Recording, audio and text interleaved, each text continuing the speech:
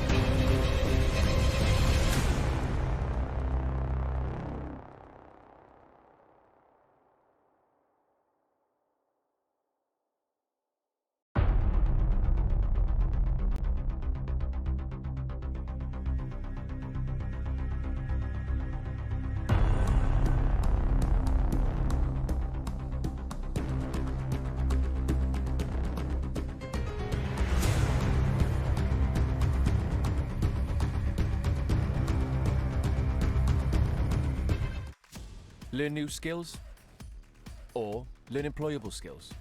Do both and achieve more. Become an apprentice, a genius decision. Eisiau dysgu sgiliau newydd? Neu ddysgu sgiliau cyflogadwy? Gwna'r ddau a chyflawni mwy. Bydd yn brentis, dewis doeth.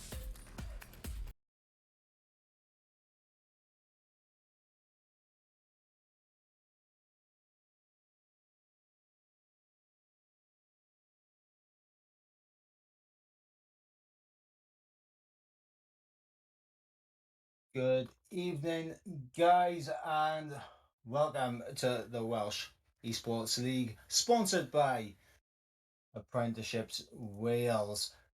I am Ivor Bryn Mike. Joined alongside me is Mr. Ewan Gale. How are you doing, Ewan?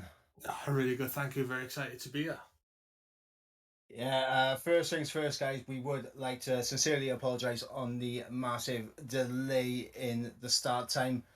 Unfortunately, a lot of technical issues befell us, and unfortunately, it is what it is. It does happen from time to time, but we're here and we are ready to go racing in Formula One. And obviously, we got two fantastic tracks to race at here tonight.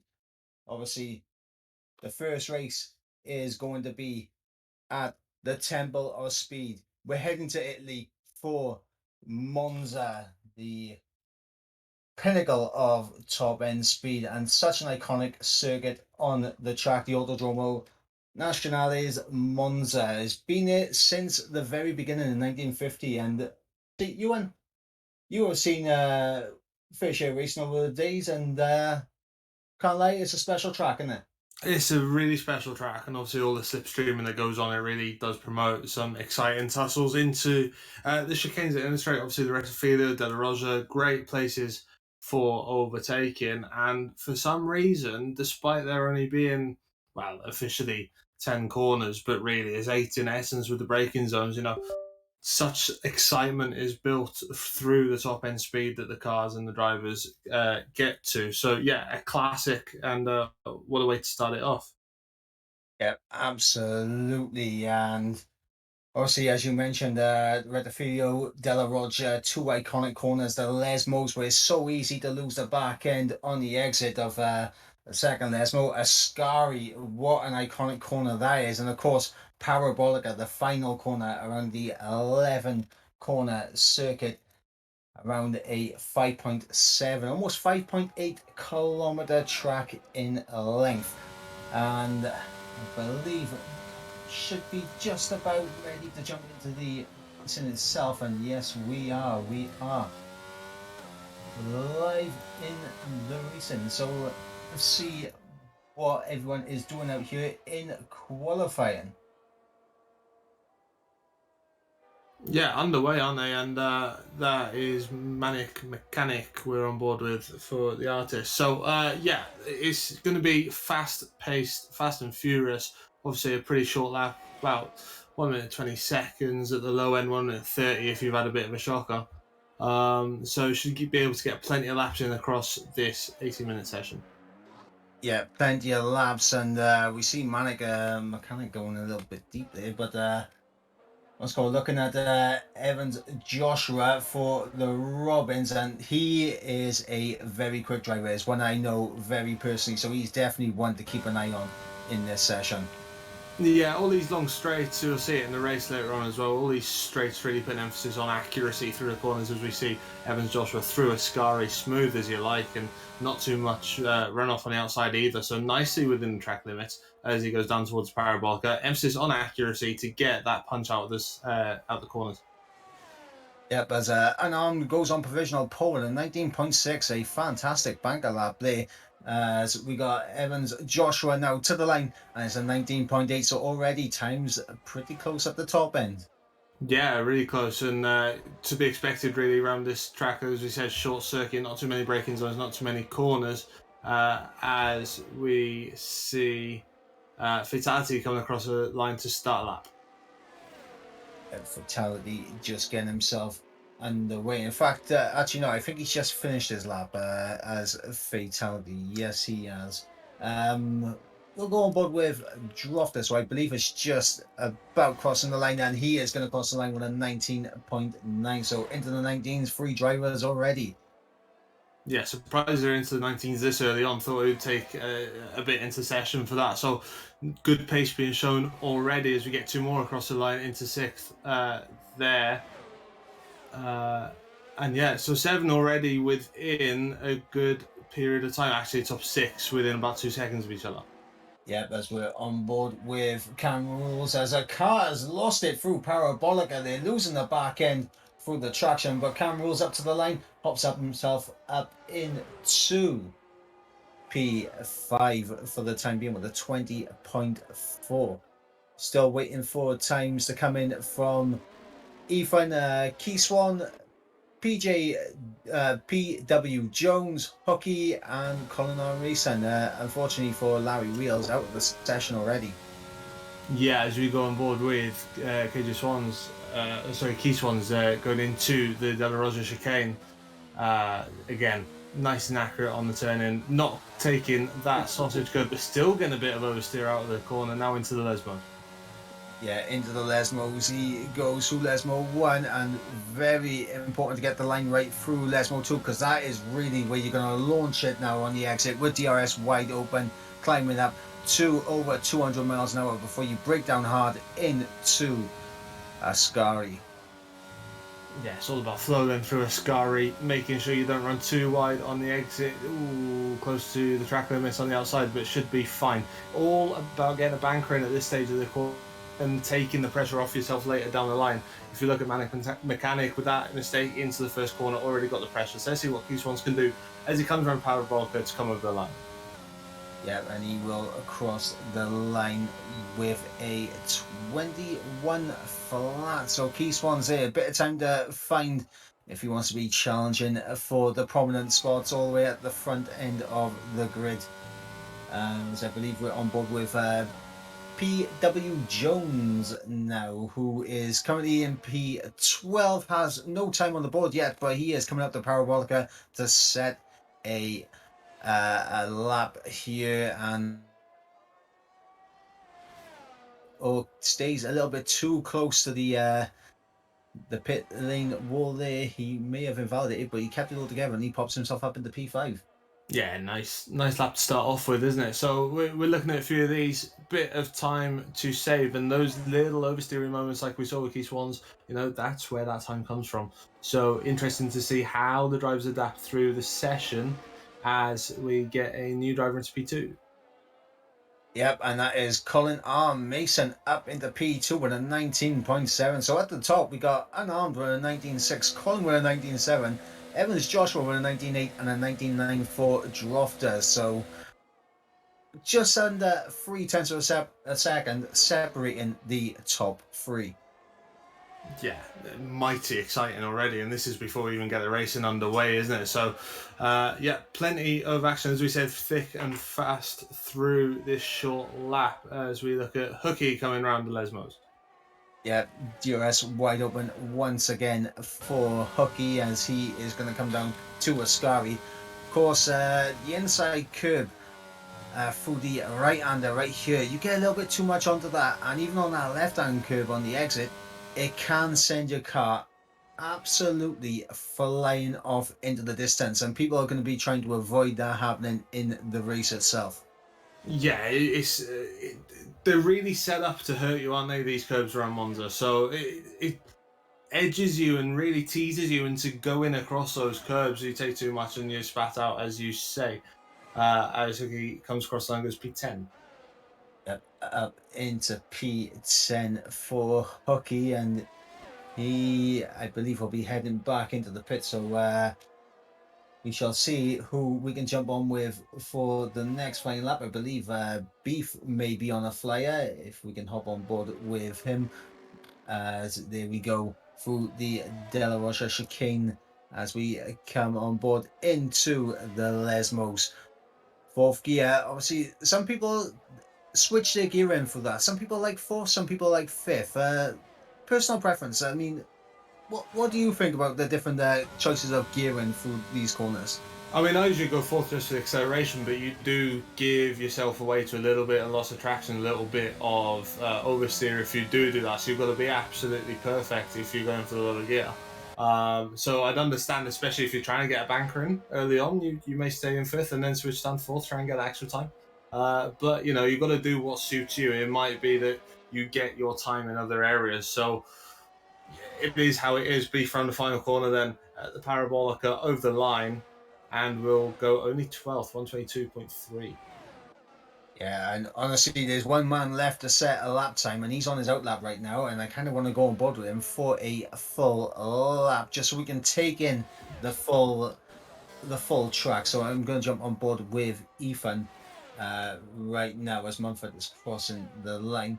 And now we're on board with Ethan as he is going to get us underway for a full lap of Monza. DRS wide open all the way down in towards the hard braking zone of turn number 1 and number 2. And obviously those curbs, you don't really want to take too much of advantage of them as we come through the Curva Grande through turn number 3, 8th gear, as we approach the De La Roja chicane of 4 and 5, breaking at the 100-meter board down into 3rd gear, making sure he doesn't run over those sausage curves because they can also be very lethal indeed. 5th gear through the Lesmos, and this is what we were saying with people having their own little preferences. We go through the second Lesmo.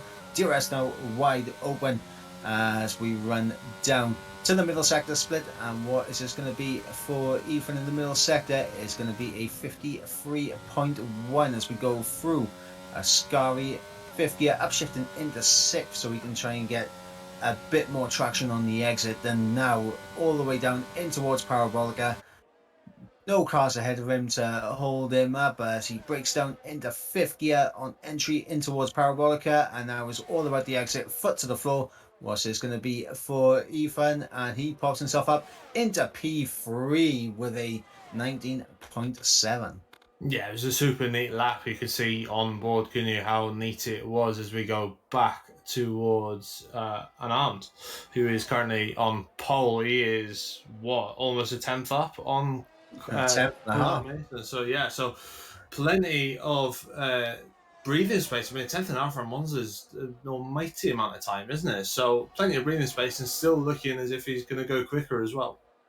Yeah, absolutely. A 10th and a half around Monza is fantastic. Of course, our first sector is where you can actually gain quite a bit of time because it's all about the traction coming out of the first chicane. As you can see, he's lost a little bit of time in the middle sector, but he's still up by almost a 10th and a half, and he just goes over the track limits, and that is an invalidation there for Unarmed.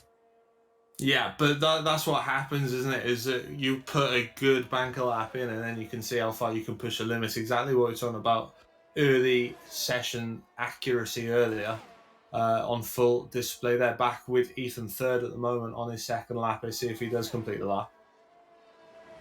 Well, we'll have to wait and see. I think he is completely out of VRS deployment, so I don't think he's going to be looking to do anything. The red flashing light on the back of the car, that will pop up when someone is below 10% ERS, and that is going to be an important thing to remember. If you see the red flashing light, you know they've been using all their battery.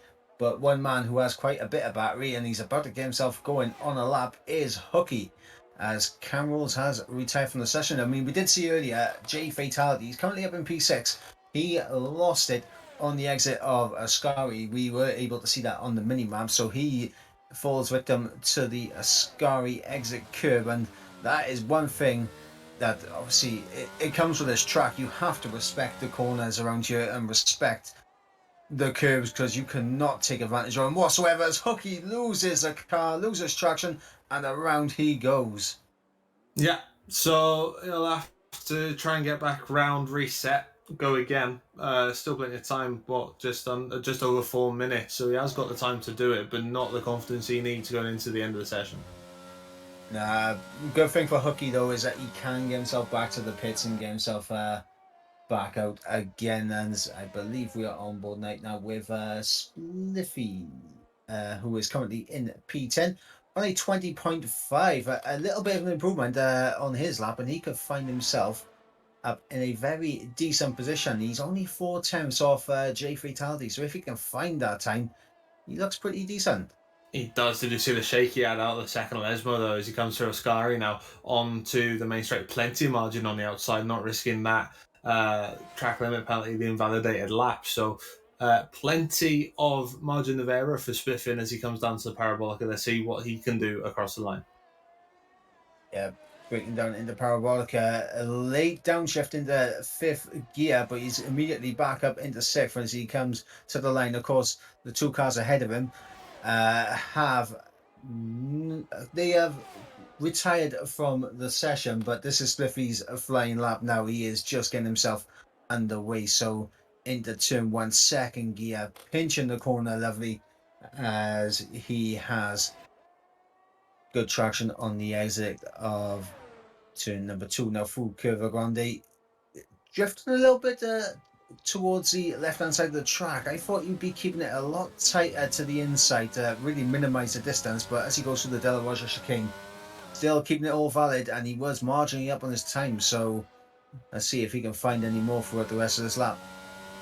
Yeah, he was aggressive through here on the outlap, which is why I sort of assumed he was going for it, but then obviously looked at the time and it was obviously an outlap. So yeah, down then into Ascari, plenty of speed. Let's see if he can keep it neat through Ascari. Needs it to punch back out onto the straight, and just too wide, wasn't he?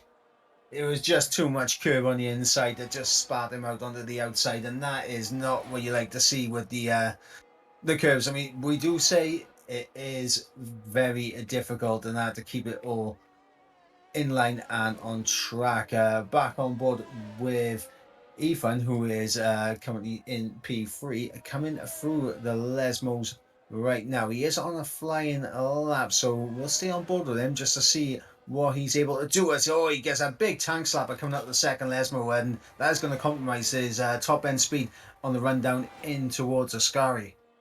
Yeah, bit too Larry, wasn't it? Now he's gonna probably mindset be chuck it in through Ascari.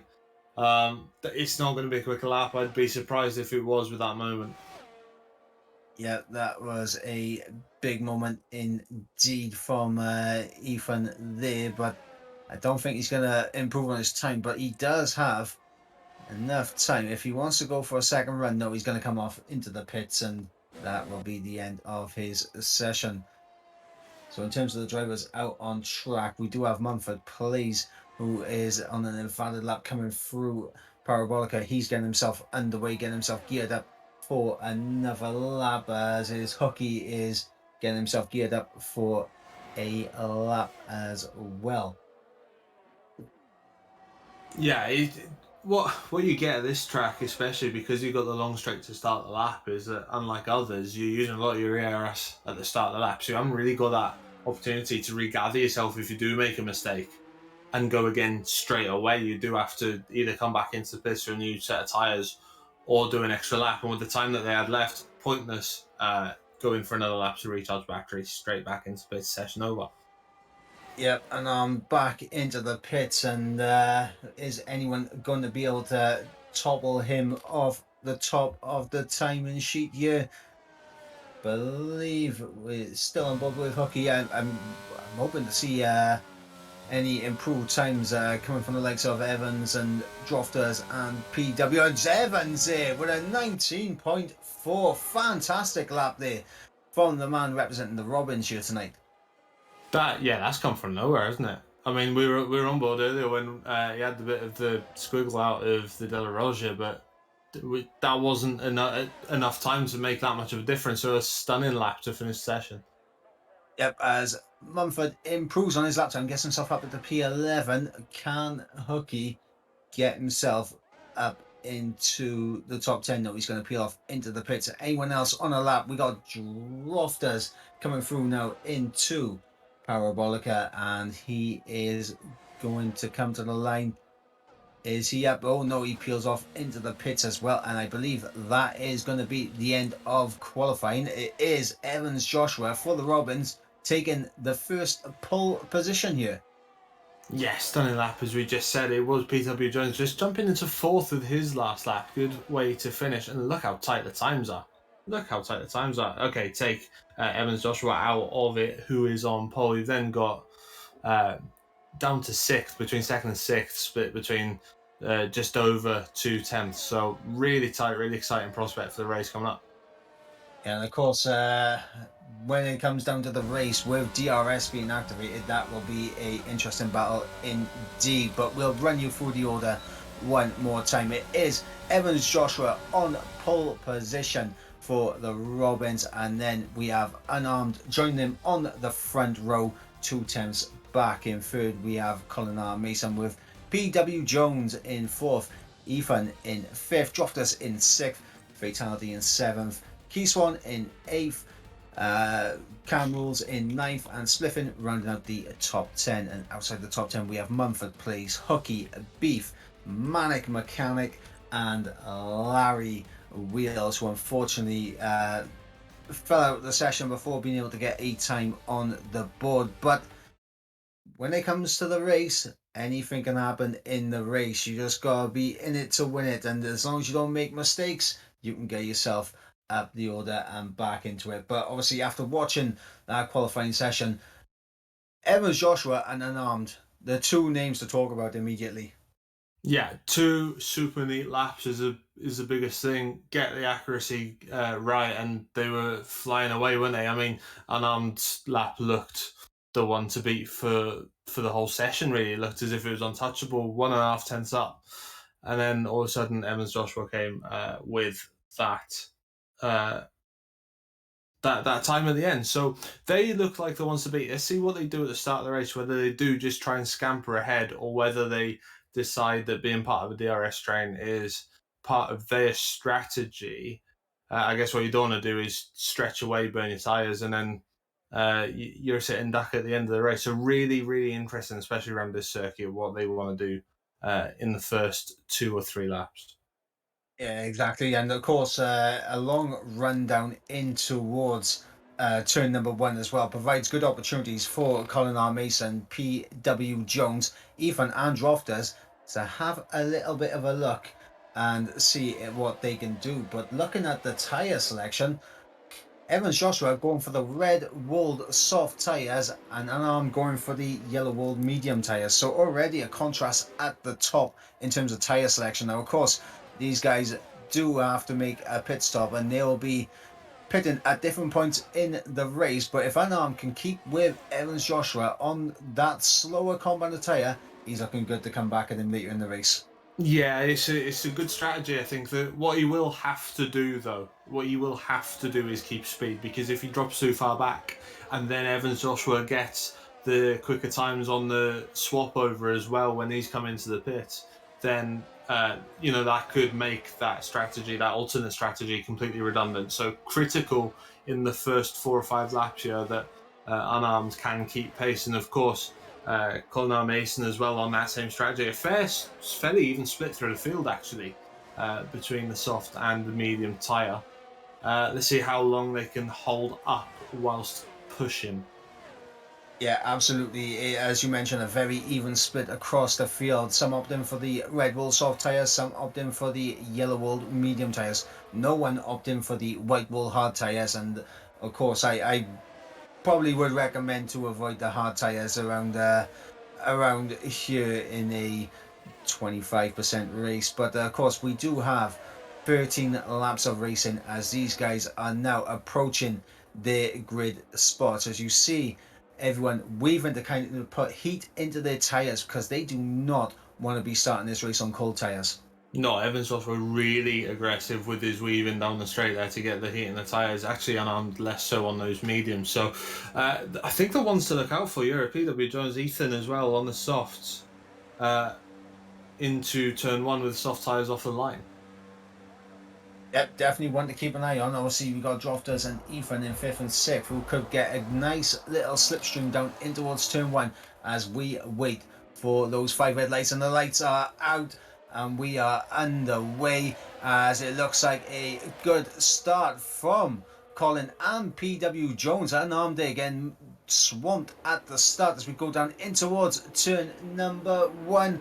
Everyone keeping it clean. Droftus up into 4th place on the exit of turn 2, but everyone appears to have got through turn 1 smooth, calm, collected, and that is what we like to see, because it's very difficult at the start in turn number 1 as we got unarmed battling side by side with Drofters in towards the De La Roja chicane.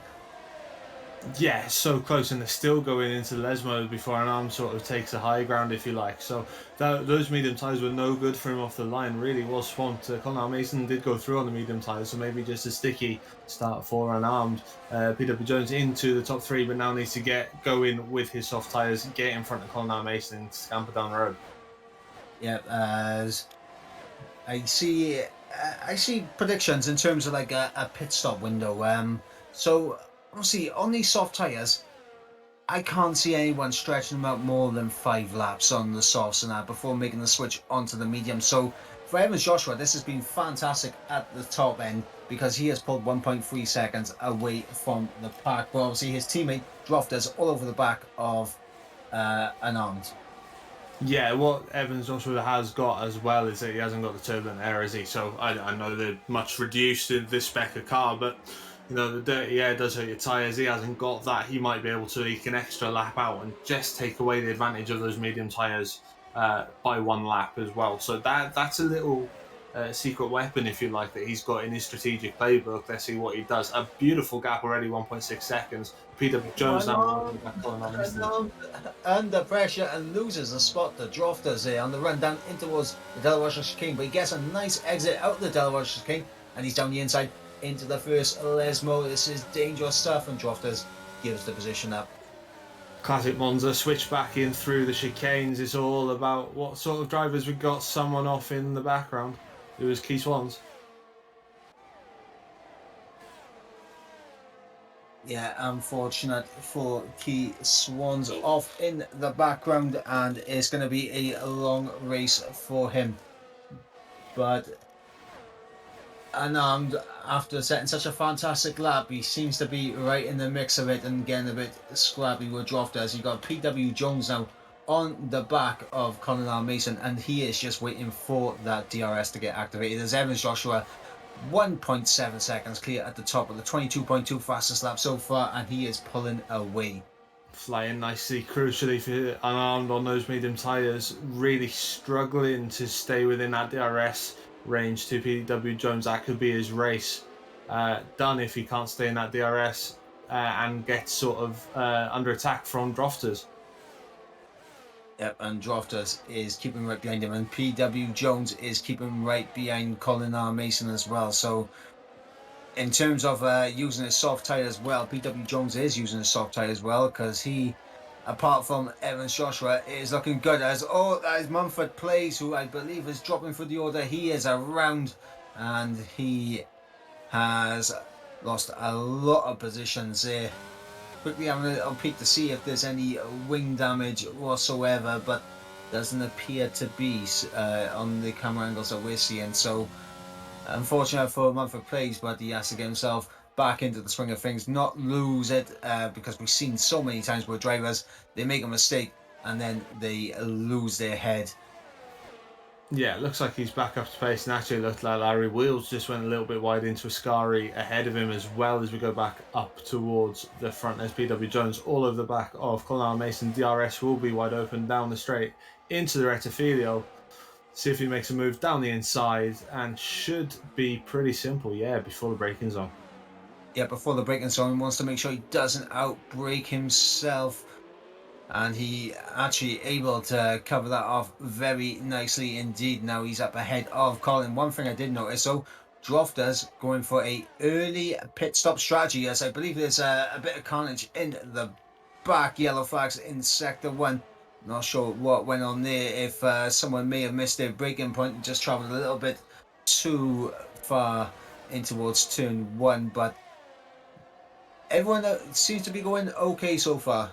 Yeah, I think it was Hooky going off at turn 1 just through the made-up chicane, if you like, so the cars down that do get turn 1 wrong. So it looks like he may have had penalties off the corner. So let's see if he can recover from that. But yeah, Drofter's going for an early pit stop. Don't know if that was planned or whether it's forced. I'd imagine planned. Didn't look as if there were any dramas for him, but it puts J Fatality back up into fifth behind Unarmed, but a big gap between them now. Yeah, but 1.8 seconds between J Fatality and Unarmed, and that is a huge gap here at Monza to try and claw back, because Unarmed does have DRS.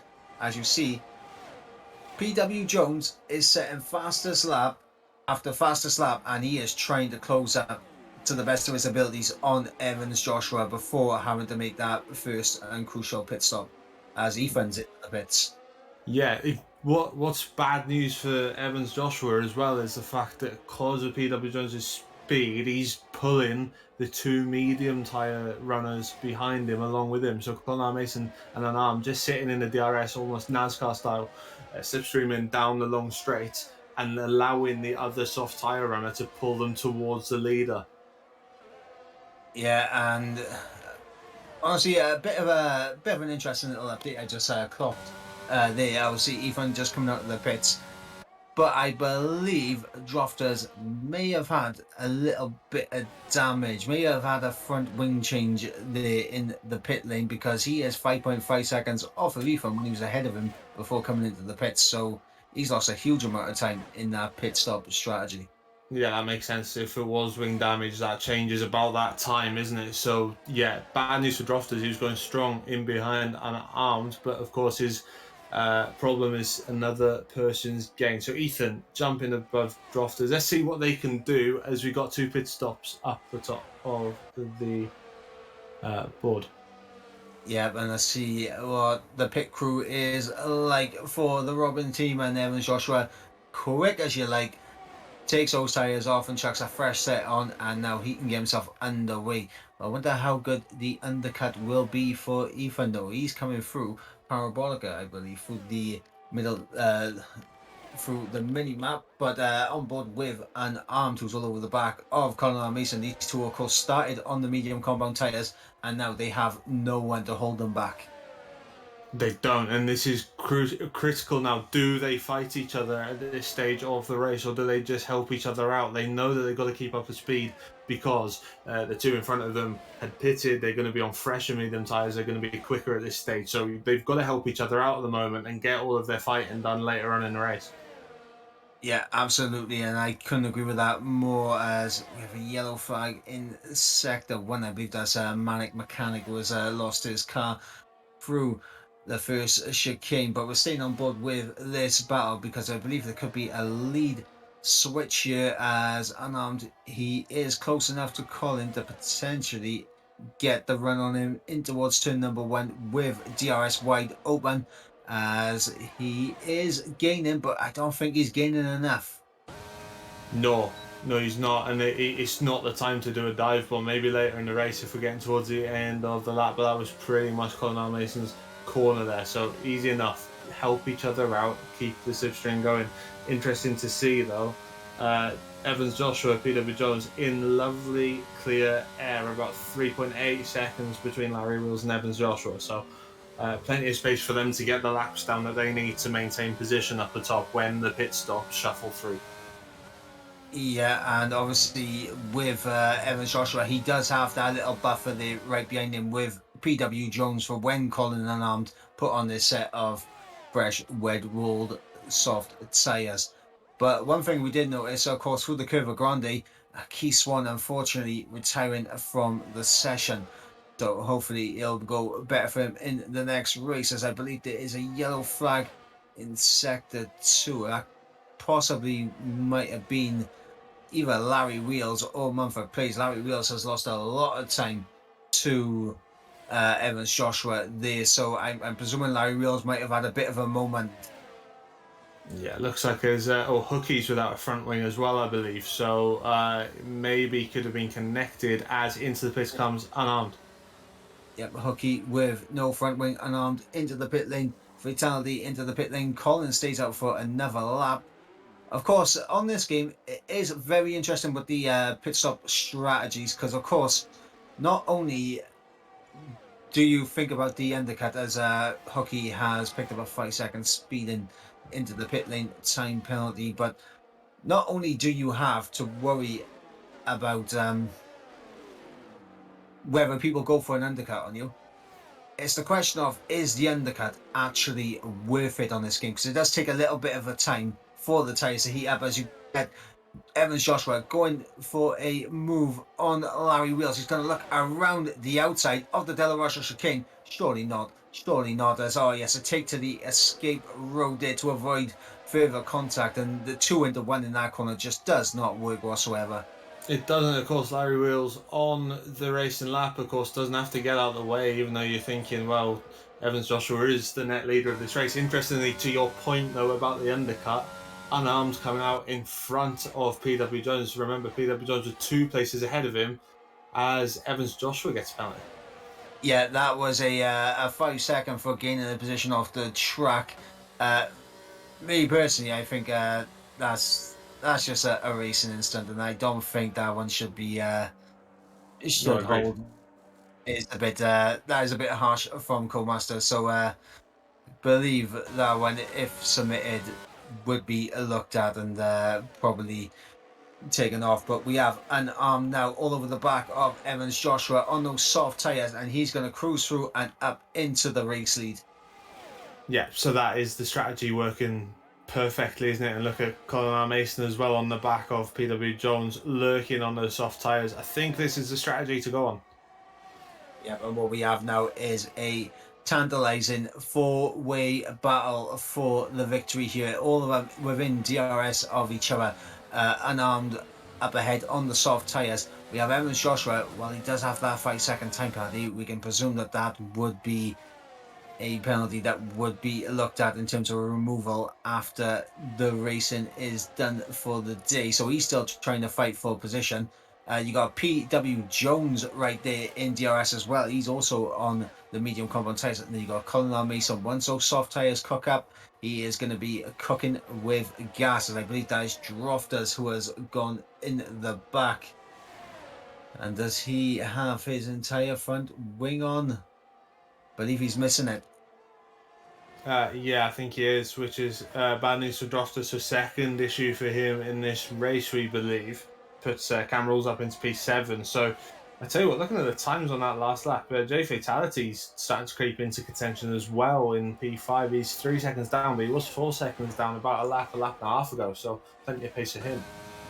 Yeah, also one thing to also keep in mind with regards to that is these guys up ahead might not be using the same amount of ERS as Fatality, and also Fatality, his tyres are going to be a little bit more warmer than Colin's are, so he's going to be up to race temperature on those tyres right now. Colin should be up to it now, but on the previous lap he probably wasn't up to the race temperature. Yeah, absolutely.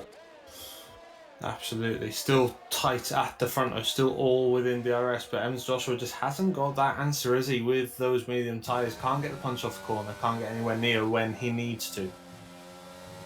Yeah, and he is doing well to keep within DRS. Obviously, PW Jones also doing well, and he's on the teetering edge of losing DRS. Obviously, Evans Joshua closing back in with DRS, and as long as he can get a good run through Ascari, he should be able to stick within DRS on the run down in towards Parabolica. Yeah, and he's going to need to, isn't he? So let's see how this plays out. 3 laps to go at the end of this lap, and this is where you start putting all your eggs in one basket and saying, do you know what, I'm going to go for it if the gap opens up. And actually, Evans Joshua looking a little bit closer this lap than he was on the last lap. Maybe he's done a bit of harvesting. Maybe he's setting himself up if he can get close enough. Obviously not close enough this time round, but it keeps the 2 behind at bay. PW Jones is going a bit deep there by the looks of it. Yeah, PW Jones, I think, just getting a little bit under pressure now as he is trying his best to keep with him, keep with Evans Joshua. And you got Colin there, who has dropped outside that 1 second window, but now it's time for him to start pushing, because he hasn't got many laps left. I mean, currently, as it stands, with the penalty included, he is looking at a podium. But as I mentioned that, I believe that penalty will be looked at after this race, and I think it was incredibly harsh from the game, to be honest, to give him that penalty. But Colin R. Mason on those soft tyres, not many laps to go. He needs to get moves done. No, and he'll be sick as well, Conor Mason, when he looks back at this race. Unarmed was behind him before the pit stops. He was on that golden strategy that has played out, and all of a sudden he's found himself fourth. He went a lap longer, of course, on those medium tyres, and yeah, it hasn't worked out for him at all. Yeah, and that's the call that we were talking about earlier. Do you go for the undercut or do you go for the overcut? Because the advantages of going for the undercut is if you can get your tyres heated up quick enough, you'll gain time. But if you go for the overcut and you're able to, and the opponent cannot get his tyres up to temperature quick enough, he's not going to gain time on you. Now, of course, we don't know as well the difference in aggression going towards that pit lane speed limiter line. We saw a couple of drivers getting a speeding penalty already in this race. I think Hookie and Manic Mechanic were those two. So, you know, aggression on the pit speed limit line, when they're as close as they have been in this race, can be the difference between winning and losing. Yep, absolutely. And as it currently stands, there's a possibility of 4 different winners up at the front right now. Unarmed looks to be in prime position to take this victory ahead of Evans Joshua. But on this final lap, those soft tyres might feel a little bit worse for wear. Yeah, it's all about now just making sure you've got perfect throttle control, perfect traction out of the corners. You don't need to be too raggy, don't need to be too on the edge. Just get everything perfect. Don't let anybody else get the advantage on you. You know, at this stage of the race, especially where they are with the strategies they're on, you can lose the race more than someone else can win the race. And of course, this being the first race of the Welsh Esports League, brought to you by Apprenticeships Wales, and J Fatality picking up a 3-second time penalty there. Obviously, for a lot of these guys, it's going to be learning how to race with each other as well. So it's all about getting to know your opponents and respecting the pace of your opponents and finding out how they battle and sussing them out and as we go later into the following race. But as it currently stands, looks like Evans Joshua is closing in. Yeah, this isn't over yet. If he can stay this close to the Lesmos, I mean, it's a mighty ask, but if he can stay this close to the Lesmos, and he's got a bit of ERS left in the bag, bit of DRS action down into Ascari isn't out of the question. I was thinking more using ERS on the run down in towards. He's closing.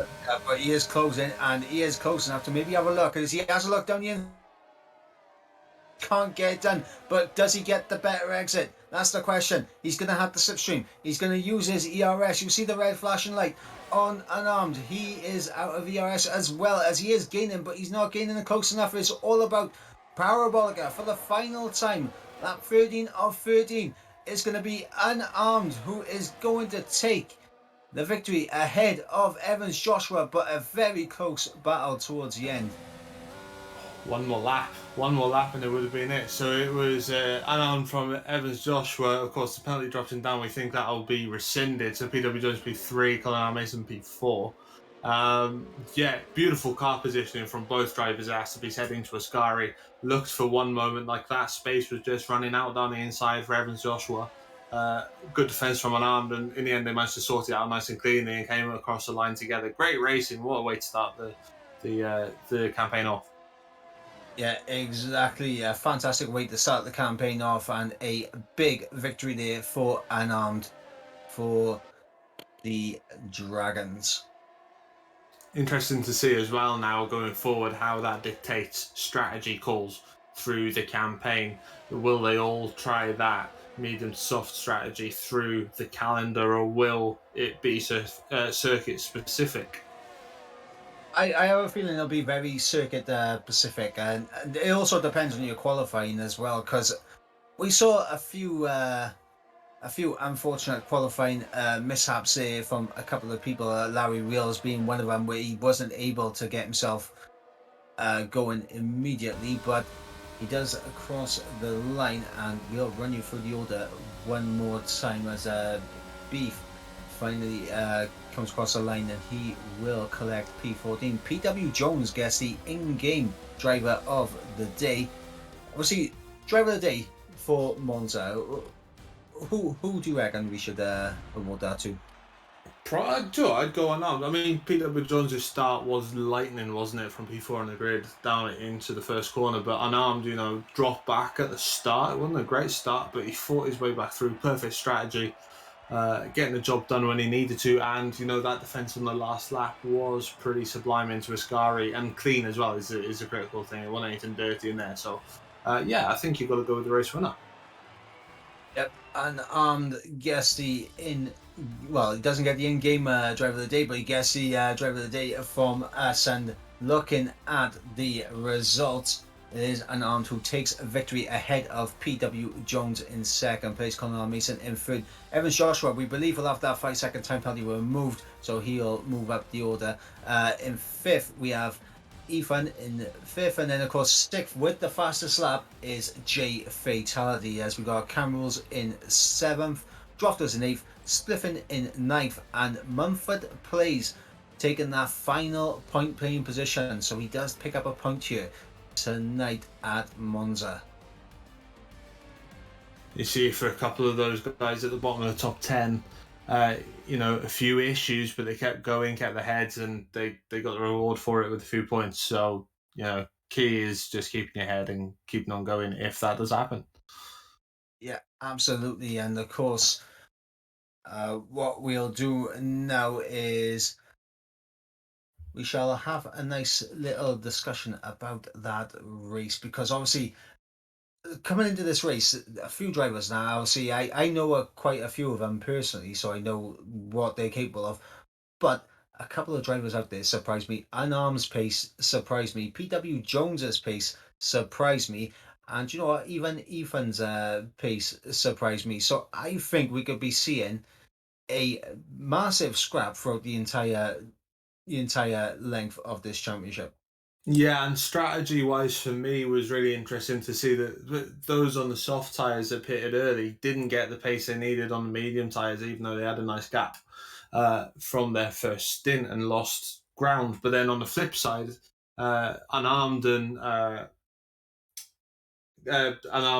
Conor Mason, they were on the same side of the medium tyre, the alternate strategy, and yet they did different lap strategies, and yet it flipped. It wasn't consistent between overcut and undercut between the tires, which I found most interesting. And as I just said at the end of that race, there the strategy going into the next race, and indeed the season, the campaign, will be interesting to see what people do. Do they react to what happened in that race, or do they stick with the guns? Well, that is the question. Obviously, the strategy did come back to kind of bite Evans Joshua in terms of going soft medium. I think the issue for him is that he came up behind, I believe it was Larry, and lost quite a lot of time in that little exchange where they unfortunately they could not go side by side through the Del Roger chicane. That is just, it's a place where someone has to back out. Otherwise, there's going to be a little bit of contact in the middle of the corner. Yeah, and the other thing as well is that because Larry Wheels went off during that little skirmish, it meant that the three drivers behind Evans Joshua didn't have to have that battle with him. So it was a double whammy, if you like. He's had the battle, he's lost the time, but then the other three have just gone straight past as well. So, critical moment of the race, that, especially in the middle of that pit stop window. Unarmed had just come out of the pits. Conor Mason was just coming out of the pits as well. And he did really turn the race on his head. But as I said in the thing as well, Larry Wheels had no obligation to get out of the way either. He's on the leading lap, of course, and he's got to fight for his position as well. There was nothing malicious in anything. There was nothing dirty, as you said, rightly. Racing incident. Just two cars into one don't go, and actually they both avoided a crash. Yeah, both avoided further calamities, and obviously now Monza, we move past that, and now we have a look at the next track in question, which is of course a absolutely iconic circuit on the F1 calendar, is Spa-Francorchamps, the Belgian Grand Prix, and so many iconic corners to talk about. Obviously, you got La Source into turn 1, Eau Rouge Radion as you climb up the hill, down the Kemmel Straight, into Les Combes, into Bruxelles, Pouon turn 12, a fantastic corner there where we could see a couple of 3-second time penalties get picked up for exceeding track limits. The Campos section, Stavelo, Blanchimont, the bus stop chicane. Like, do I dare keep going? Yeah, I know, it's an incredible track, isn't it? And plenty of opportunity to make a mistake. Such a long lap as well. You know, I don't think we'll see the close times that we did in Monza. What we should see though is increased overtaking opportunities all the way around the lap into La Source, at the end of the Kemmel Straight into Les Combes, down the bottom of the hill if you're feeling really cheeky, and then of course out of Stavelo through Blanchimont into the bus stop. Plenty of opportunity. And yeah, I mean, it's just such an exciting circuit, isn't it, for drivers and for us watching? Yeah, and before we jump into Belgium, we shall be heading on into some of the commercial breaks. So we shall be back in just a few moments, guys.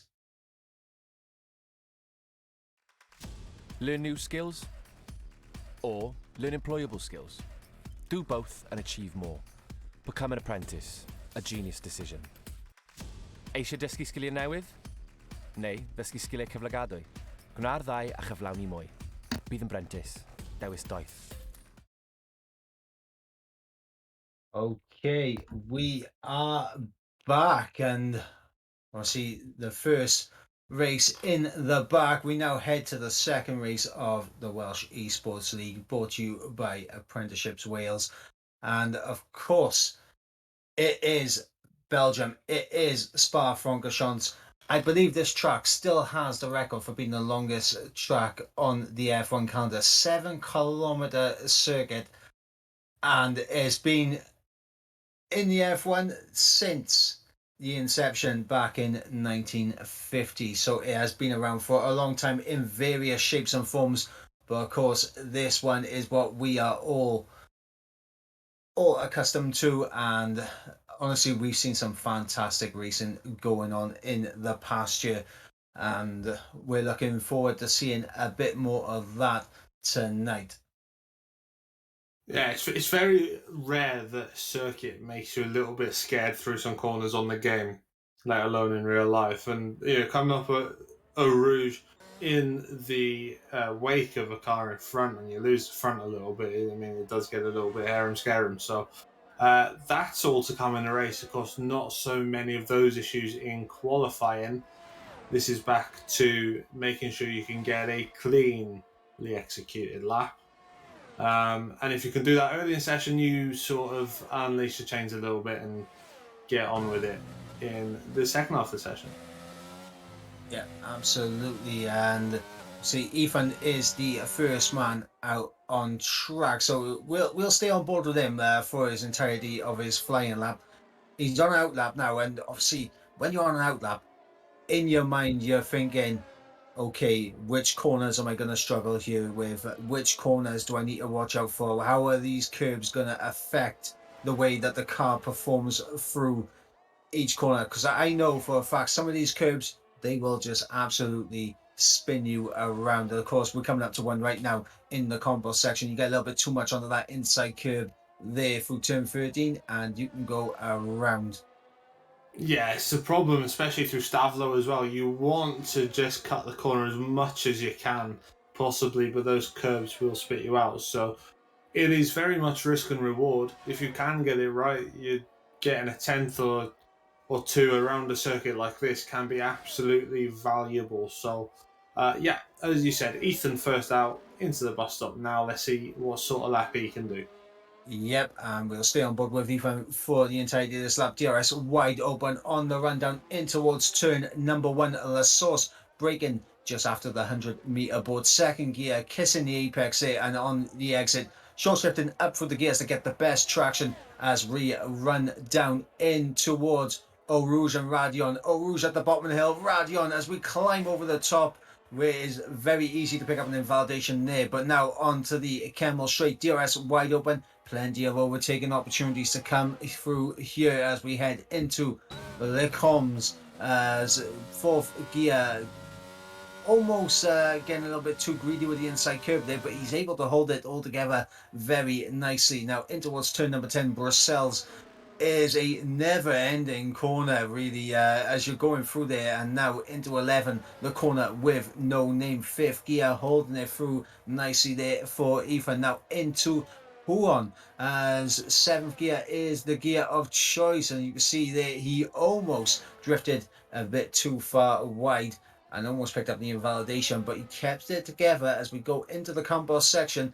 Fifth gear gets up onto that curb slightly, and that's the curb I was on about, where if you take a little bit too much, it will spit you out. Now through Stavro, a 15.1 middle sector, and now nothing to do but put your foot to the floor as we run down in towards Blanchemont. As Beef gets a 5-place grid penalty for collision with Drofters, and that is not what you want to see as we break down now into the bus stop chicane, second gear, as we focus on the exit now, try to get the traction as he comes to the line. It's going to be a 43.5 from Ethan. Feels like a pretty strong start, that. Let's see what the other drivers can do. So that's Colin Mason already 4/10 down on that time, sort of confirming how strong that start was. Hookie 145.4, and Mumford Plays coming over the line as well to get his session underway. Yeah, Mumford Plays getting himself going. He's just seen his teammate pop up into P2 with a 43.7. Spliffing on his lap. He's coming through corner with no name, turn number 11, where honestly that is another corner that people don't usually think about, because you can just drift a little bit too far wide and pick up so many warnings and invalidations through there. Yeah, it's another one that teases you, isn't it? It teases you to take a little bit of curb on the inside. It teases you to take a little bit of curb on the outside. And actually what you can end up doing is taking too much on the inside, which means you take too much on the outside. Spin on entry, spin on exit, whatever your choice, it doesn't often end up well if you do that. Switching to Cam Rules then through the final corner across the line, he will go P4. Decent lap as well. So, yeah, what we're looking at is Ethan's lap time being confirmed really by the others coming across. It was a really strong start to the session, and now of course those chains are unleashed. He can go and really push through the rest of the session. Yeah, absolutely. As everyone now coming into the pits, PW Jones unfortunately invalidated on his lap, so he's into the pits.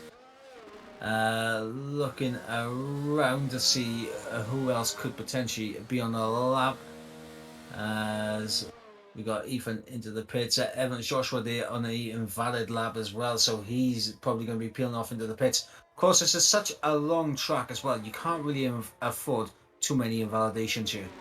No, you can't. I mean, it really does kill your session, really, doesn't it? You've got, 3 laps maximum?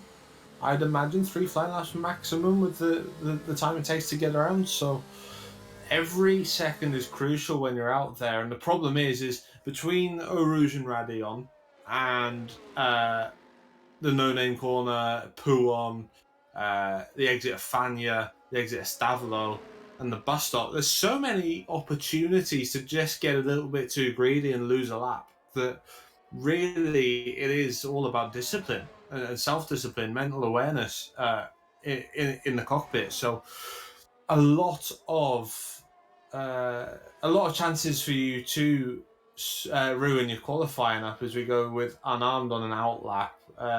See if he can carry through his form. He was up there P2 in qualifying at Monza and obviously went on to win. Can he replicate that? Ethan, still the time to beat. Yeah, and now this is where we're going to see where a lot of drivers are in terms of the road pace, because obviously Monza is such a short circuit in comparison to Belgium, so everyone a lot closer in terms of lap time, but of course around here the lap times can spread out a bit as Unarmed takes a wide line through the final corner and he gets himself underway to set his first lap of the session, breaking down in towards turn number 1 La Source. third gear. He held it all the way in third gear. Some people choose to drop down into second it to get the extra rotation through the corner in the lower gears, but he kept it in third for the traction on the exit. And now, as we come down the Camel Straight, all valid through Eau Rouge and Radion. And now the first sector split. What is this going to be? It's going to be a 29.999. All the nines are out for an armchair.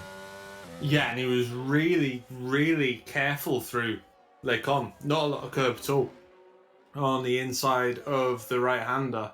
A bit more greedy on the left-hander part of Lecon, but now nicely through No Name, almost over the white line. So really using all the road through there. Now Puon, flick it left, bottom of the hill, flick it left again.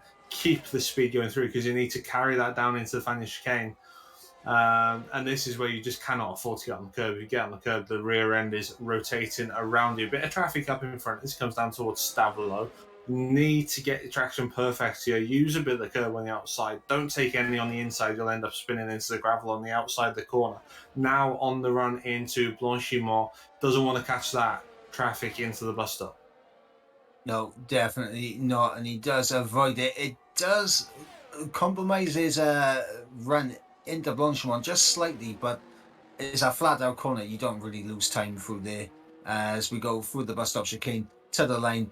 Unarmed. Is he going to put it on provisional pole? Yes, he is, with a 43.3. So unarmed, showing that his Monza pace is legit as he spins it there again a little bit too much onto the curb on the exit. And now on board with Evans Joshua, who I believe is about to get us going once again. Yeah, it looked like Drofters had an invalidated lap as well, so not a great qualifying session for Drofters. Obviously had that incident earlier on, we believe, at the start. But here is Hooky then, we're on board with going up into Rouge and Radion. Yep, Hooky coming up the hill and down the Camel Straight, DRS wide open. And obviously Hooky looking to improve on his lap time. He's the only man right now in the 45, so he's going to be looking to gain time here. He's a 10th and a half up in the first sector, and considering pretty much the only time you can gain through there is turn one, that is impressive from Hooky so far. Yeah, absolutely, and it really counts now, matters, doesn't it? So not the greatest first race for Hooky, but a decent lap to open up. He's 7th of the 8th that have put a lap in so far, but it means he can now push this time round. As I think, who was that coming across the line? I think it might have been Key Swans up into P7, I think. As who's that coming in? That's Ethan coming in. So he can't improve on this lap. He'll probably have one more go at it. Mumford Place going through the final corner as well to come across the line and try and put his name on the board. A tidy lap this time, no invalidation. He goes P5. P6, sorry. No, yeah, you're right. It's P5. P5 up there in P5 for Mumford Plays, and that's a good lap from him. As I believe we're back on board with Hooky now into the bus stop chicane, and we'll see if he has found any more time through the middle and final sector. To the line will come Hooky as a 44.6. He found a lot of time, and he's almost ahead of Keyswan. Yeah, good improvement. Good improvement. The thing is, if he can do that one more time, he's right in the mix, isn't he, up with the top 5. So, yeah, good lap from Hooky. Still down in P9, though. PW Jones then on board with into towards the end of the lap, isn't it? Towards Stavolo. So PW Jones getting towards the end of his lap. Look at the top 3 at the moment, 2:10 separating the top 3 unarmed, Ethan and Connor Mason. So we've got 2 fairly consistent performance already there, and Ethan, of course, wasn't too far away either. PW Jones had through Blanchimont and up towards the bus stop. Bit of traffic though. Oh, that is unfortunate for PW Jones. A bit of traffic getting in the way, and honestly, if you are on a lap like that, I mean, he was marginally down at his time in the middle sector, but there was still a possibility he could have improved his lap time, so he won't be happy with that car getting in the way. And honestly, that is definitely one that I would expect to see in the stewards report later on. Yeah, I mean, the unfortunate thing about it is that where he encountered the traffic is exactly where, if you are on an outlap, you're just about to launch into your lap. So, 100 yards earlier, and you'd be even more frustrated in a way. Not that he's not frustrated now. Really, really cruel luck, but still time to get something going. 5 minutes to go in the session.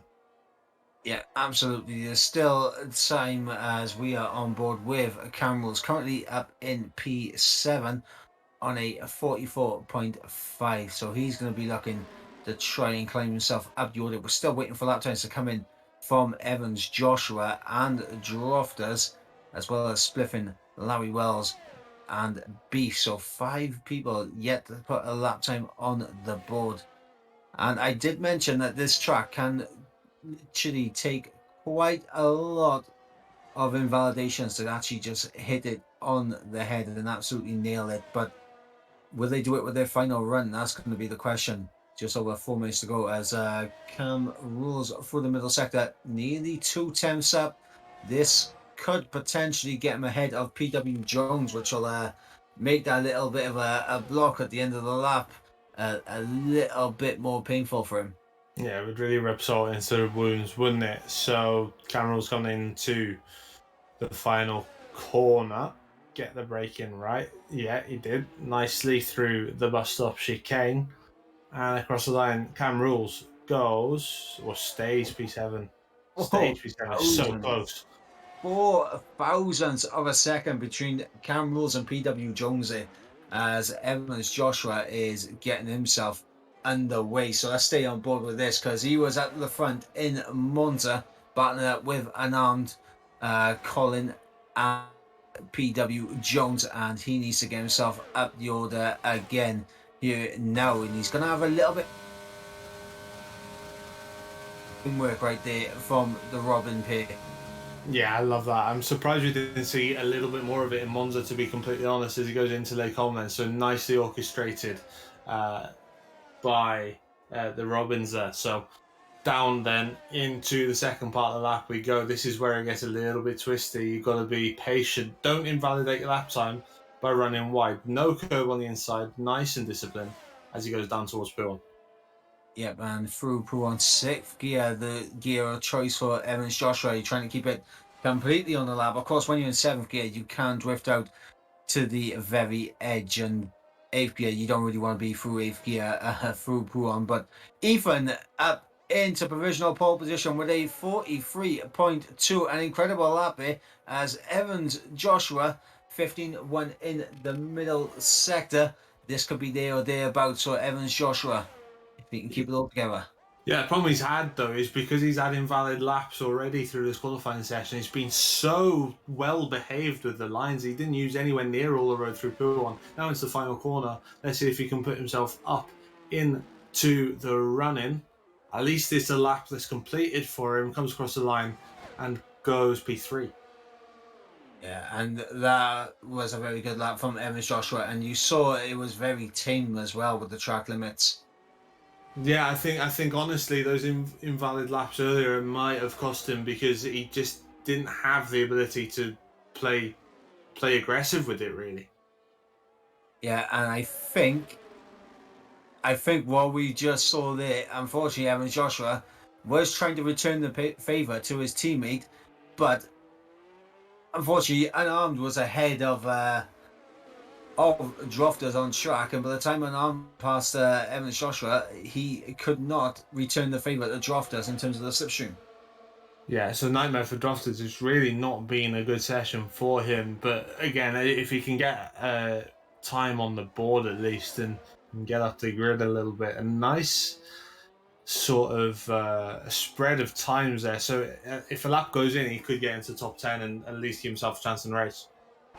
Yep, and speaking of a man who is in the top 10, I mean, Hooky just starting the lap, but we'll go on board with Drofters. He's a bit further along in the lap himself through the middle sector as he comes through the combo section as keeps it all valid, keeping it and taking is a curve that you mentioned earlier on And it's a 15 flat, so that's a full 10th of a second quicker than Evans Joshua there. So he could get himself potentially up ahead of Jay Fatality, possibly unarmed with a good final sector. Yeah, so that is Jay Fatality who's jumped up into third, isn't it? Whilst we've been on board with Drofters, but as you said, stunning lap up through the second sector and nice and neat into the final corner as well. Looks really nice. If he can get nice traction, he did as well. A little bit of a squiggle as Unarmed goes up to P1 and Drofters P2.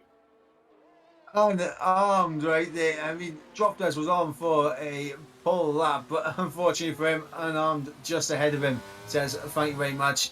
There's my point one. Thank you." Ethan must be sitting there thinking, what on earth has just happened? 3 seconds ago, he was first, and now he's second, and it's all so close at the top. Jay Fatality fourth, and won't be improving. Evans Joshua fifth, and won't be improving. Here's PW Jones into the final corner. No traffic this time. Yeah, PW Jones through the final corner. Is he going to be able to get himself up the order? He doesn't. And now we got Colin coming to the line in behind.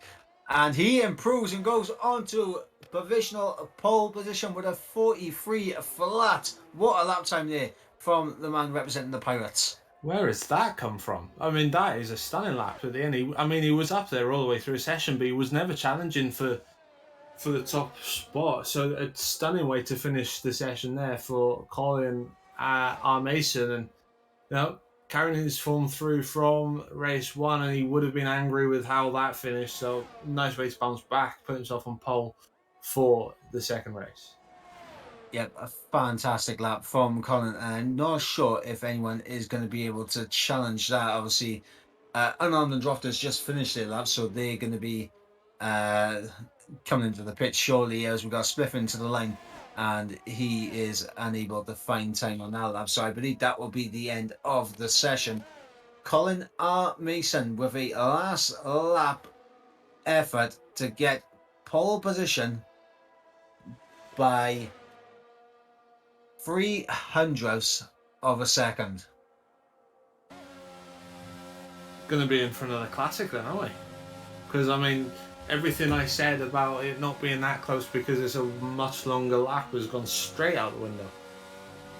Well, the top 6 separated by less than half a second. And honestly, I know Evans, Joshua, Drofters and that, and obviously Colin as well. They are pretty good when it comes to race pace around here as well. So as long as they can keep it clean, keep their nose clean, and keep in the track limits, they should do fine, and there should be a great battle. But we'll run you through the order here in qualifying. It is Colin R. Mason for the Pirates who takes pole position here ahead of Unarmed in second place. And look at that gap, just 0.03 of a second. And Drofters in third with Ethan in fourth, Jay Fatality in fifth, Evans Joshua in sixth, Mumford plays in seventh, PW Jones in eighth, Cam Rules in ninth, and Key Swan rounding out the top 10. And outside of the top 10, we do have Hooky, Spliffin, Larry Wheels, Manic Mechanic, and Beef rounding out the back of the grid with a 5-place grid penalty.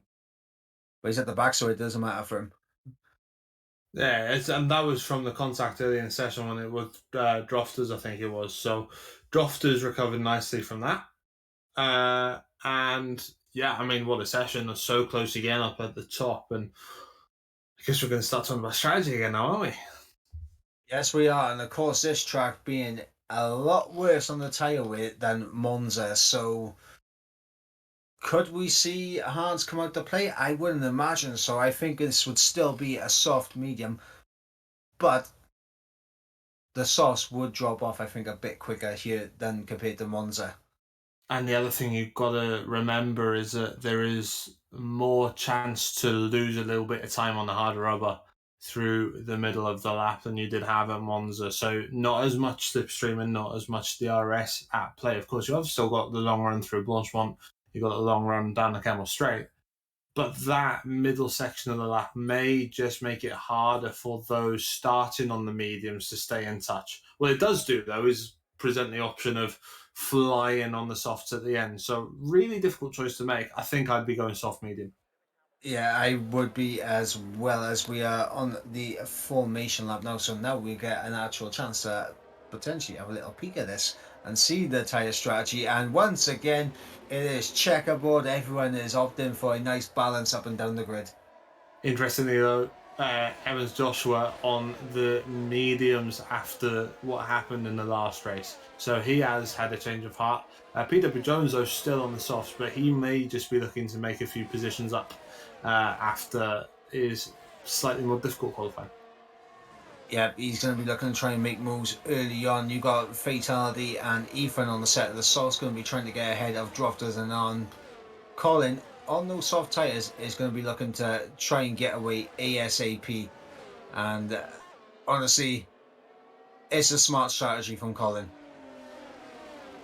Yeah, I think so too. And as we were saying, especially through this part of the lap that they're coming through now, through the middle sector, a bit more twisty. You can lean on those soft tyres a little bit through Puon as well, just to stretch your advantage through Fanya as well. If you can just break that DRS and get down the road a little bit, leave everyone else to their own devices, stretch that gap, and then you can just gently bring those mediums in for the second stint and start pushing them and make sure that you keep your advantage. Make sure you've got the advantage to be able to do that, though, before you make the pit stop. Because what we saw in the last race is that they didn't make enough of an advantage because of the DRS, because of the slipstream, and it left them liable to that alternate strategy coming out on top in the end. Well, one thing we do have to keep an eye on is that pit lane exit and pit lane entry. Very difficult to get the entry and the exit right, because you are literally kissing the wall on entry and on exit. So it's going to be interesting to see if people keep it clean through the pit entry and pit exit, because if you pick up a bit of wing damage here, that could ruin your race. And again, as we said at Monza as well, depending on how aggressive you are through there, if it is a race of tenths of a second, that could be critical. Yep, absolutely. And everyone now forming up onto the grid. Obviously, a much shorter rundown in towards turn one, so not much opportunity for a lot of these guys in behind to get a run in towards turn one. But if they can get off to a good start, as we shall soon find out as we go to those 5 red lights. Lights are out and we are underway, and Colin gets a good start, but it looks like Unarmed gets an even better start, swooping past Colin, and Colin's actually been swamped in the second phase. Yeah, 4 wide into turn 1 as well, and they've all done well not to make any contact, as I think that was Evans Joshua getting ahead of his teammate Drofters into P5, J Fatality up into P4 then, and Conor Mason down. He did get a little bit too much wheel spin off the line, didn't he? And Anand just went straight past. Thank you very much. Happy Christmas to me. Yep, as PW Jones just moving up the order ahead of Mumford Place, as Evans Joshua trying to get onto the back of J Fatality, and Droftus is in there as well trying to get on the back of his teammate.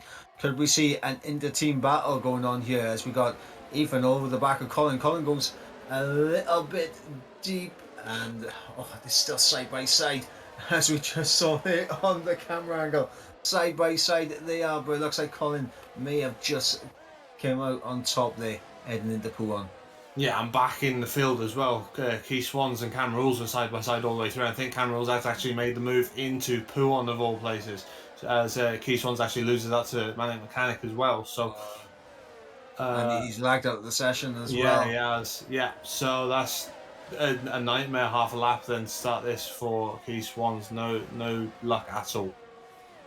Yep, and obviously one person who does have a bit of luck right now, because he's able to build a gap up ahead, it is Unarmed. He has managed to break away 8.5 tenths of a second, but those soft tyres, they're going to reel him back in quick. Yeah, back in the field as well. Hooky and Beef having issues somewhere because they're way off the back of the field. Yeah, as Unarmed sets the fastest lap of the race thus far, as we got Larry and Spiff in his trading positions in the back. As Swan, obviously with I believe we just saw a car go off almost into the wall, and I believe that was Larry Wills. They're just saving his car out of the wall, avoiding calamity, but back up towards the front. J Fatality on the back of Ethan here, and not close enough to go for a move, but you gotta think a move is coming. Yeah, the problem they've got is if they don't make a move now, they're going to be sat in the DRS train because they're all within a second of each other, all the way from first down to ninth can rules, and there's a 3.6 second gap. So, you know, if you're going to make a move, you could do it, get it done now, because as soon as that DRS comes open, you're going to be stuck. This looks like it's all going to come down to a switch, a light switch across the pit stop windows. Effectively, that's when the gaps are going to start opening. That's when you can make your moves, because at the moment it all looks as if they're all settling into this race at the moment. Yeah, everyone just getting accustomed to the track and under the race fuel as well. Obviously, in qualifying, they have a lot less fuel and they're able to fly around at a quicker pace. But here in the race, they got, I would say, they might actually have overfueled their cars, because this is such a high fuel burn track. Obviously, a lot of straights, a lot of full throttle in, and that is going to be a lot of fuel depleting from your tank. But Colin, he's not closing in as much as I would have thought, but he does set the fastest lap of the race so far. He does, yeah. It was a better lap. The interesting thing for me was that Ethan was only just able to stay within that critical second up to Colin, and Colin's actually lost a little bit of time at the start of this lap. Yeah, it looks like the exit out of La Source wasn't good for Colin, and he has lost DRS to unarmed, but he is back within that 1 second. But it just means that Ethan and Fatality will close in a bit on him. Yeah, and that's bad news for him, because he just wants to focus forward. Manic Mechanic has gone around, and that has triggered the first time tonight the virtual safety car is deployed. And that's at Eau Rouge and Radion, isn't it? So it's not going to be a small incident either. I'm gonna. We should jump on board with Hooky just to see if we can see the car. Actually, never mind, it has disappeared. But obviously, up the top of Eau Rouge and Radion, very easy to lose the back end there. But it's one of those corners there. You get it right 10 out of 10 times, but on the 11th time you'll bite you. Yeah, 100%. And the problem is because of the profile of the corner, you're always just adding a little bit to your limit. And at some point you've got to cross that. You've got to cross the boundaries of your limit, and that's when it'll bite you. So, yeah, one of those things, unfortunate way to end the night. And of course, it did just neutralise the session. Oh, as people were caught speeding on the virtual safety car, so that is going to be a drive-through penalty for a couple of the drivers here. But can we talk about this? Unarmed with a fantastic restart, and Colin peeling off into the pit straight away. He absolutely left Colin for dust under that virtual safety car restart there. He gained about half a second on him. Yeah, perfect. You know, that is such a critical part of racing, is if you can get that VSC timing perfect. You know, if you can be accelerating as it goes green, then you're going to pick up a lot of time. Interesting that a lot of the soft tyre runners have come in really early, and they were struggling. There's a move, look. Joshua gets through on Ethan and up in the P2, and that's probably why we saw a lot of activity in the pit stop. I think these soft tyres may have just gone off. But we saw on, even at the start of lap 3, we saw a lot of them struggling out of La Source, because even when Colin Mason lost a bit of time to unarmed, he wasn't caught. Drofters has lost the car and is out of the session, and that has triggered a full course safety car. Right, that's really changed the complexion of this race now, because all of those who just pitted are going to lose track position, aren't they? Well, here's the interesting thing. So we're on lap 4 of 11. Everyone on the mediums might need to jump on to the soft or the hard compound tyres, because me personally, I think the softs will be absolutely done by the end of this race if they pit onto the softs now. But they have to make sure that they pit under this safety car so they don't lose massively in the grand scheme of things. Yeah, I think you got to pick now and take the track position that's afforded to you, even if that does mean going to the hards. Yeah, theoretically slower, but it's pointless being back in the pack on a set of softs and not being able to do anything. So that's what Unarmed does. That's what Evans Joshua did. In fact, all of the top six. Yeah, we shall see now what everyone is going to be putting on in terms of tyre weight. And Evans Joshua goes to the hard compound tyres as predicted. Mediums on for PJW and softs. Actually, another set of mediums on for an armed.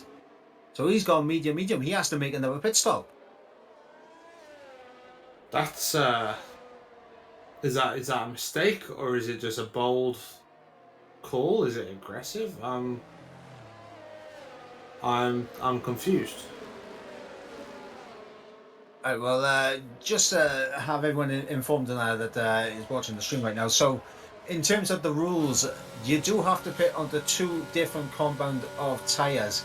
So, if unarmed does not come into the pits to put on a second set of tyres, which he is going to lose about 25 seconds there or thereabouts by coming into the pits, he will end up getting disqualified from the race. And realistically, what he should have done is what Evans Joshua did, what Cam Rules has done, and what Beef has done, and Larry Wheels, because they've gone onto the hard compound tyres. It may be the slower tyre compared to the mediums, but they've used two compounds of tyres, and the softs are not going to drop off to such an extent by the end of the race. I'm surprised. He's got to be hoping that he knew that others would potentially come onto the hards. And if we can just get plenty of pace now and then make a pit stop and then fly through. But it depends how long the safety car's out for, doesn't it? Interestingly, Mumford Plays goes onto the softs. So he's hoping that the safety car stays out for a little bit and he can eke the softs out maybe over 5 laps. Well, I would assume that the safety car would be in at the end of this lap because safety car tends to stay out until everyone catches up to the back of the pack, and everyone is now bunched up. So we should see the safety car. Totally agree.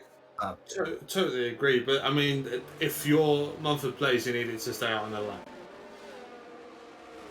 Yeah, if you're Mumford Plays, you want it to stay out as long as possible. But from the looks of it, the safety car is still remaining out on track. So maybe we'll have one more lap under the safety car. And see, with this, we got to look at the likes of Mumford Plays on those soft tyres. Is he going to be able to do anything on the restart against PW Jones and Ethan? That is going to be a big question. And then, of course, you got Unarmed on those mediums.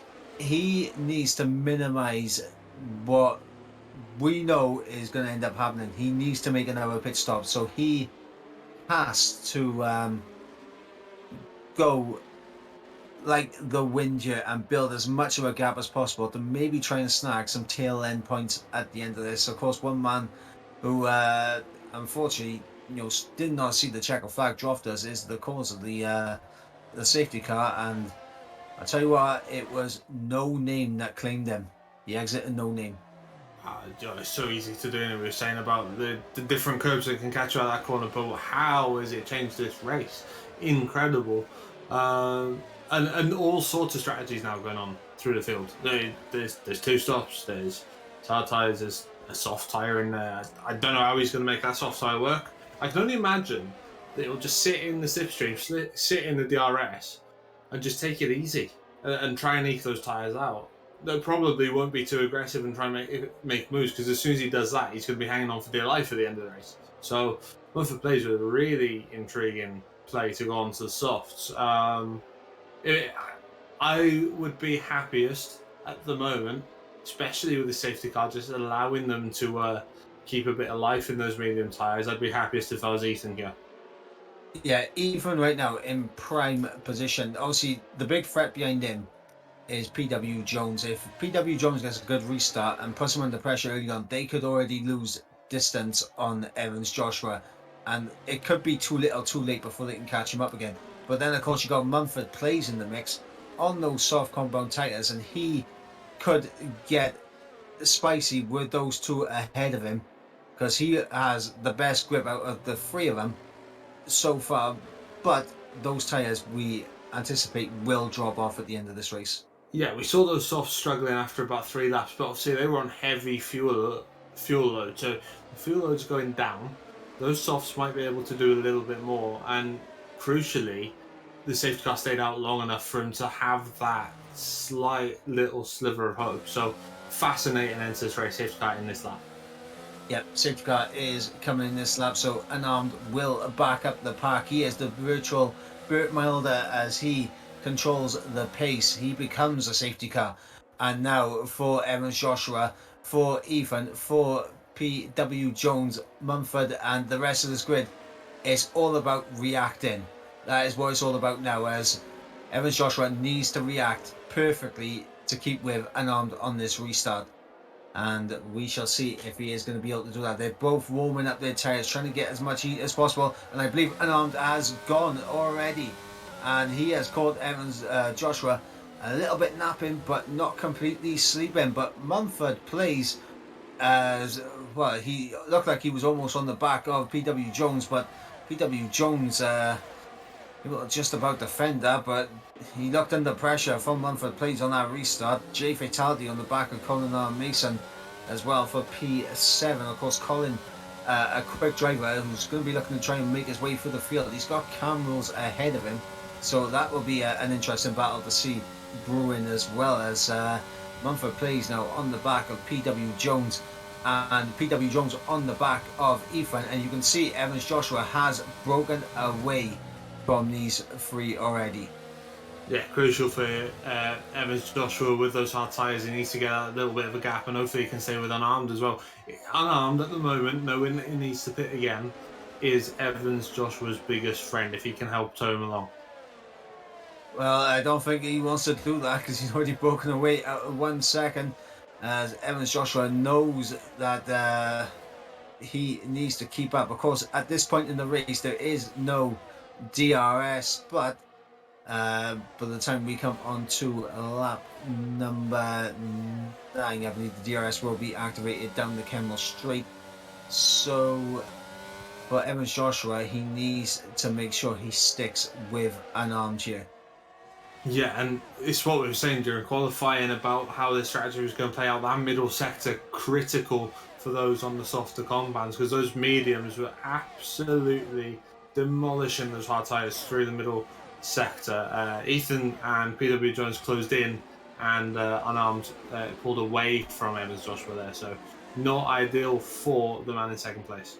As Colin R. Mason has been able to make a move on Cam Rules. I think Cam Rules may have just went a little bit too hot and heavy into the bus stop chicane and completely went away, as Fatality now on the back. And that's good for Colin R. Mason because he's trying to get his way up through the field as well. And he's currently in a net P5. He does have Evans Joshua at the head of this train on those hard tyres, who will probably battle to keep these guys behind. So Colin should be able to close up, and you've got Mumford plays on those softs that will most likely wear out in the end. Oh, that was close. Cam really and Fatality there again, are very close between the pair, and I don't know how those two managed to avoid it, but Fatality has a little look down the inside, just no room there. Cam Rules able to hold off J Fatality for the time being. And for J Fatality, oh, it's Cam Rules has lost it out of no name. They were so on edge. You could see how far they were pushing the boundaries. Oh my God! They come. I just saw up ahead. I think Colin Mason is side by side with Mumford in He is. Campos, and absolutely fantastic. I saw through the broadcast camera the run that Colin had on Mumford, and that was absolutely fantastic from Colin to get that position done. And are we seeing these soft tyres already falling off a cliff? Because Cam Rules has retired from the session. I think he's absolutely done himself there. But as it currently stands, Ethan all over the back of Evans Joshua, Unarmed, has come into the pit lane. Yeah, Evans Joshua's really struggling for grip compared to those around him. So here comes Ethan into that source. He'll probably just sit behind one and take the DRS, switch back through the source. Look how little grip Evans Joshua's got on those hard tyres. But Ethan doesn't want to go through here. Ethan wants the DRS down for the Kemmel Straight. So he'll sit back in, he'll tuck back in. Don't let the wake, though, take your car away from you through Eau Rouge and Radion. Beautifully done. Look at PW Jones as well. This could be a three-way fight. Into they come. I think PW Jones might just be a little bit too far back. Evans Joshua, though, is he going to try and outbreak and fight this? Oh, he can't do it. He tried to take a tight line, but it just wasn't working for Evans Joshua. But look who's joined the party on the back now, Colin R. Mason.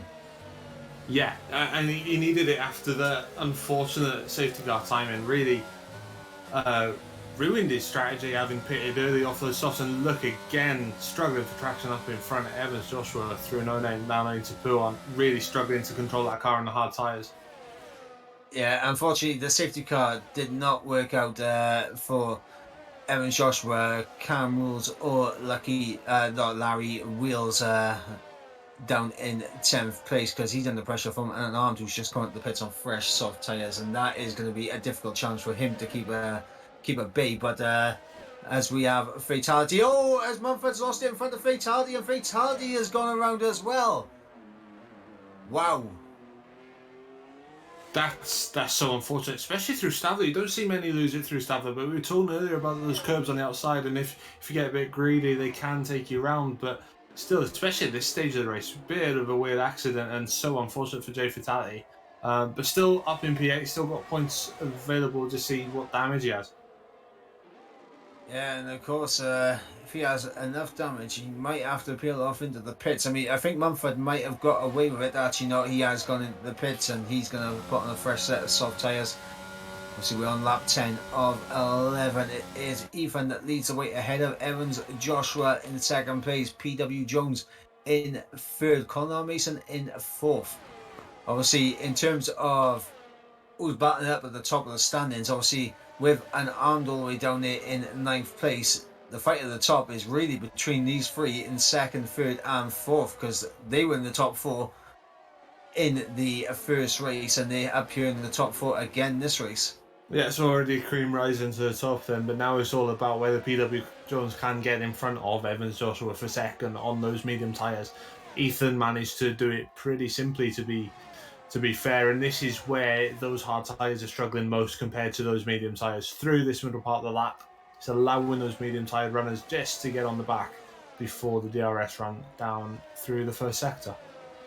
Yeah, Evans Joshua is pushing like you wouldn't believe right now, as he is trying his best to keep in that 1 second, and he is, as he gets a big snap coming through Stavro, and oh my god, that was heart in mouth moment there, but he picks himself up a 3-second time penalty, so that has effectively taken him out of the equation.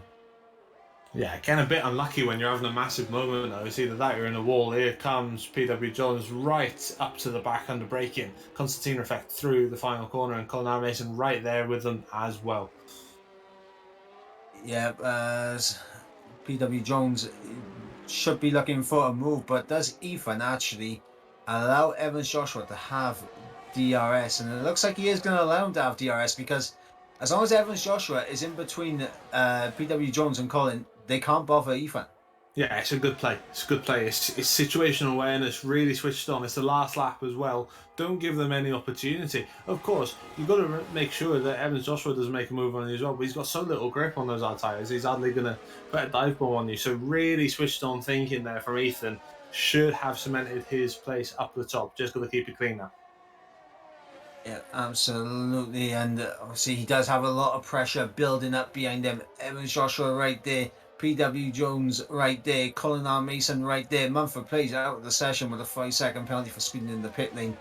Unfortunate for him, losing the back end, and unfortunately taking out J Fatality in the process, but that's not what you like to see. But as it currently stands, looks like Ethan has pulled away slightly, and he looks to be on course to take victory here.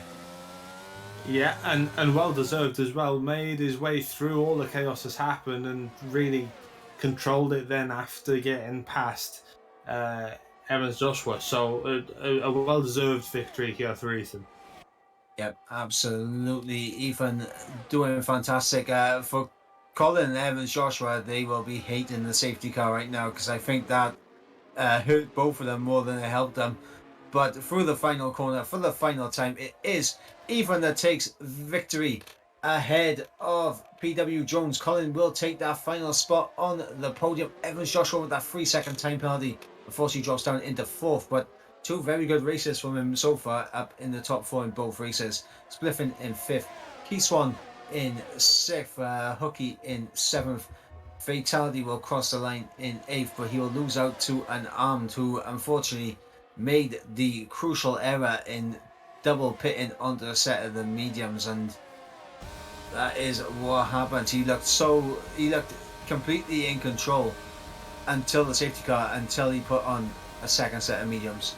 Yeah, and if you have a look at how the race played out, he probably would have been able to hang on to a second or a third on those hard tyres. So, yeah, that's how he goes up. That safety car really did throw the race completely on its head. And Ethan was the one who was able to overcome that.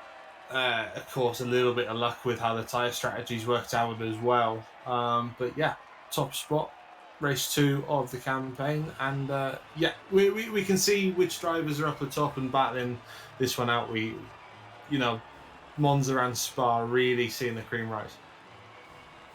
Yeah, absolutely, and it is that man, Ethan, that takes victory for the pit pony. So in the first two races, two race winners representing two different teams, of course, Anand for the Dragons and Ethan for the pit ponies. But we'll run you through the order one more time. It is Ethan that takes victory ahead of PW Jones in second place. Colin R. Mason takes third place, and back-to-back podiums for PW Jones and Colin R. Mason as it currently stands. But we believe Evans Joshua will get the Monza podium back, so that will drop Colin off. But PW Jones with a back-to-back podium result, fantastic for him. Evans Joshua in fourth place, good opening round for him and the Robin. Spliffin in fifth, a great result from him, coming up from 12th on the grid. Keyswan in sixth, with Hooky in seventh. Unarmed, what could have been for him if he didn't make that second, if he didn't need to make an extra pit stop, but he comes home in eighth with the fastest lap. And we have Jay Fatality in ninth place, and Larry Wheels rounds out the points paying position in 10th place. Then we had Beef, our last remaining finisher of the Belgian Grand Prix, and everyone else unfortunately DNFing from the race, and that is Mumford Plays, Cam Rules, Drofters and Manic Mechanic.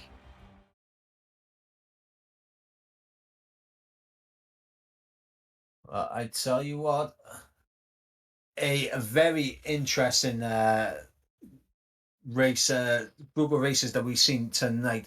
Obviously, both very top end speed, but of course, not all the tracks are going to be like that. And of course, when you looked at that middle sector, you could see who had it hooked up in this race. And some of the drivers that didn't finish relatively high. I'm talking Unarmed. I'm talking what's called Fatality.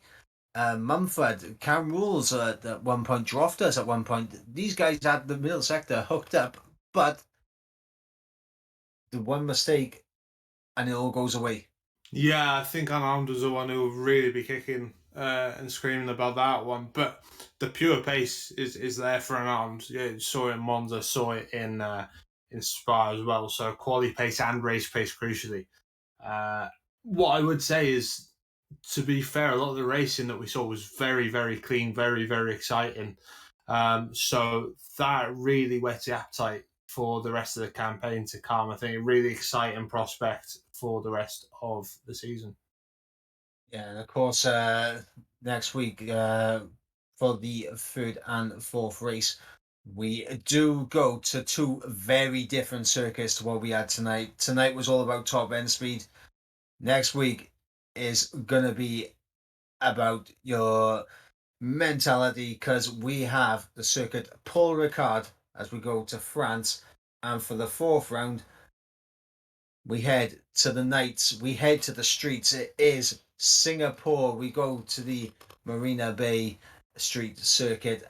for Singapore, and that is going to be a massive challenge because the walls there so unforgiving and a very difficult and long lap as well.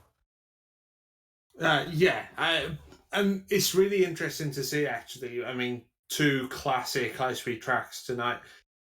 Next week, how the different circuits play to different drivers' strengths and weaknesses, and whether we do see the same pecking order or whether there is a bit of a reshuffle. So, and of course, tyres work differently around different tracks.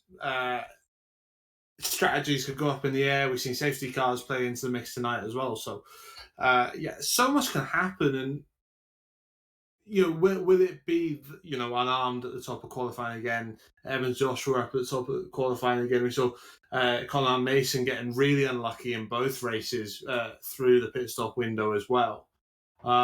There's a few that have a little bit of unfinished business from tonight as well. So plenty of excitement to look forward to in the week to come, and let's see what people can do when they do arrive back in 7 days' time. Yep, and let's see what everyone will do. But of course, that is going to bring an end to the racing action here tonight in the Welsh Esports League, brought to you by Apprenticeships Wales. I have been either Bryn Mike, he has been Ewan Gale, and we shall be back with more action in the Welsh Esports League throughout this week. So make sure you guys tune in, hit that follow, and we shall see you again for more fantastic gaming action here on the Esports Wales channel. Good night. Learn new skills or learn employable skills. Do both and achieve more.